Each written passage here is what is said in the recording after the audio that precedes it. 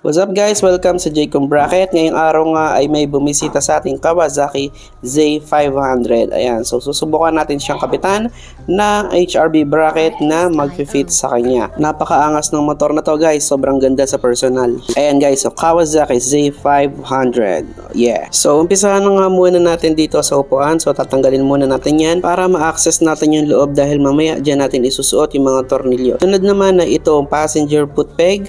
So kailangan din natin yung luwagan dahil dyan natin mamaya isusuot yung ating HRB bracket. Isa sa pinaka-challenging na part dito ay yung pagtatanggal ng taillight dahil mayroon siyang mga wiring sa loob na kailangan natin tanggalin. By the way, ito nga pala yung setup na ikakabit natin sa Z500.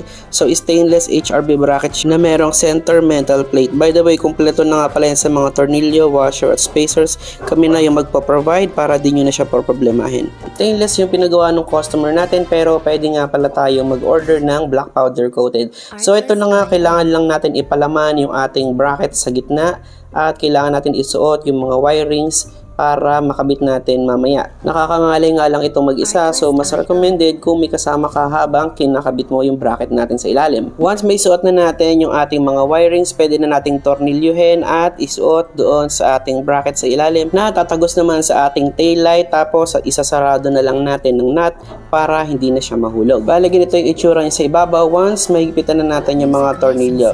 By the way, gumamit tayo ng mas mahabang mga tornilyo dahil hindi kakayanin ng stock yung dinagdag natin na bracket sa ilalim. Once malak na natin yung suporta natin sa ilalim, ready na tayo para isunod naman yung bracket natin sa gilid. Once matapos na natin yung sa ilalim, sobrang dali na ng mga susunod. Plug and play lang yung pagkakabit natin sa ating side bracket.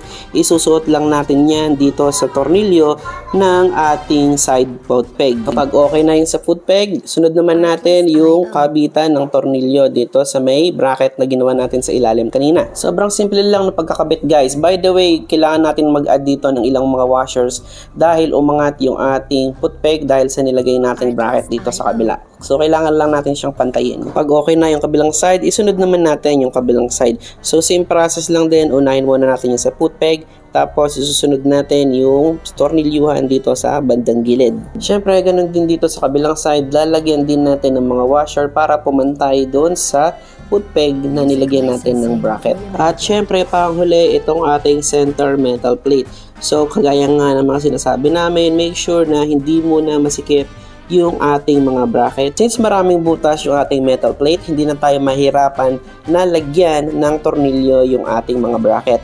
At kapag satisfied na tayo sa pagkakabit natin ng plate, pwede na natin itong higpitan tapos isusunod na natin yung mga tornilyuhan ng ating bracket. At pagkatapos natin ikabit, syempre hindi mawawala ang ating durability test para naman makita natin kung talagang kayang-kaya ba ng ating bracket ang isang buong tao. Again, ito ay reference lamang. Syempre, ang ilalagay natin dyan ay mga top box bracket lang. At iba pa rin kapag ginagamit natin ito araw-araw. So, ayun lang mga kaibigan. Kung nagustuhan nyo yung video natin today, huwag kalimutan mag-like, share, at follow para naman maging updated sa mga susunod natin na mga uploads. At kung meron kayong mga request na pwedeng ipagawa or mga design sa ating mga bracket, huwag kayong mahihiyang mag-chat or mag-message sa aming Facebook page or magpunta lang sa aming physical shop sa may Maya Pakalamba. So, yun lang mga kaibigan. Hanggang muli.